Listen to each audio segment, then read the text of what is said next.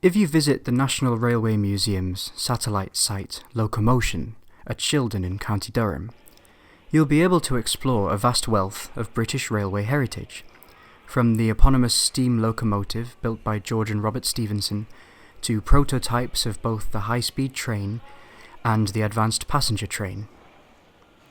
You might even be lucky enough to see the world-famous Flying Scotsman locomotive, or maybe the fastest ever diesel train, and... hang on.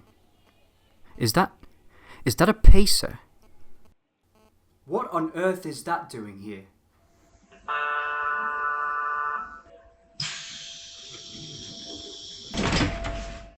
Ahem. Let's step back for a moment. So, what exactly is a pacer?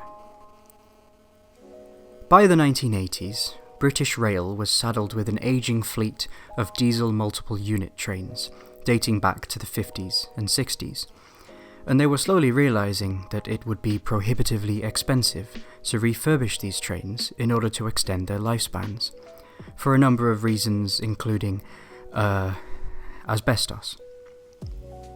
As a cheaper alternative, BR looked at creating a replacement fleet of new lightweight diesel trains that would give better performance and be less expensive to build and maintain. The result was the rail bus, created by literally welding the body of a British Leyland bus to a rail freight underframe. The concept and prototypes impressed BR so much that they proceeded to commission 165 of these trains, which they called Pacers. So far, so good, right? Right. But there turned out to be more than a few problems with the Pacers. Firstly, and most infamously, was the ride quality. The Pacers' lack of wheel bogies, meaning there were only 4 wheels per car as opposed to the standard 8, meant that there wasn't really any suspension to speak of, so passengers ended up feeling every little bump and jolt in the track, and the trains became famous for constantly bouncing up and down and rocking from side to side.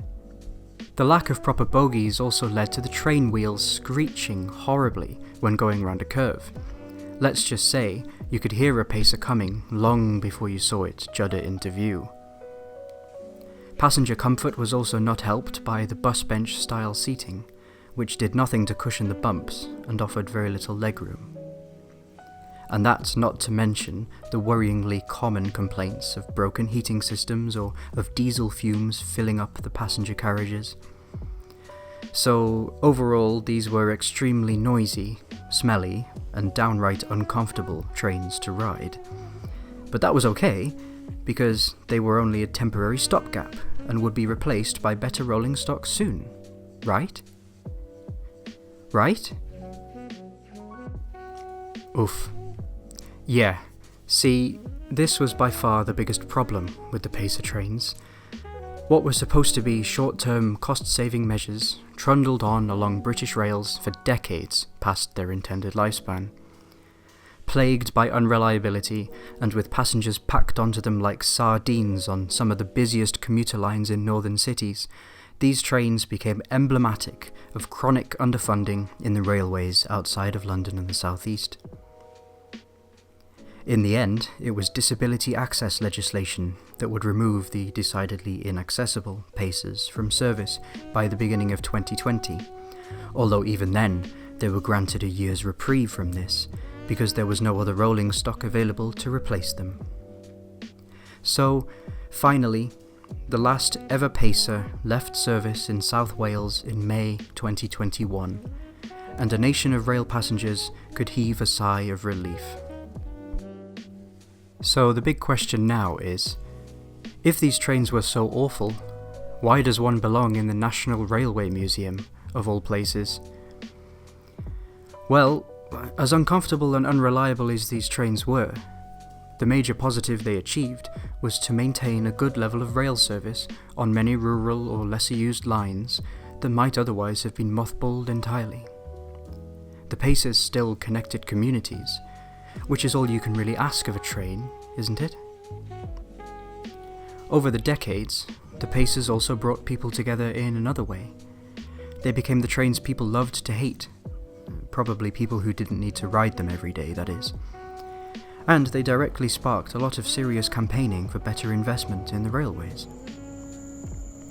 And now they're gone, a lot of people have realised they were actually quite fond of them, which is a big part of the reason why so many have ended up in preservation with heritage railways across the country, or being creatively reused as spaces for the community like libraries or school classrooms.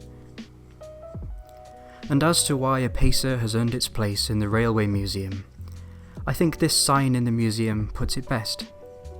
Imagine a train, and what do you see? Like it or not, a lot of us might think of this rickety old bus on rails, a true icon of British Railways. And there you go. You've reached the final thesis of this video. Train belongs in Train Museum. So, for more incisive and hard-hitting video content, subscribe to Edificity. Thanks for watching.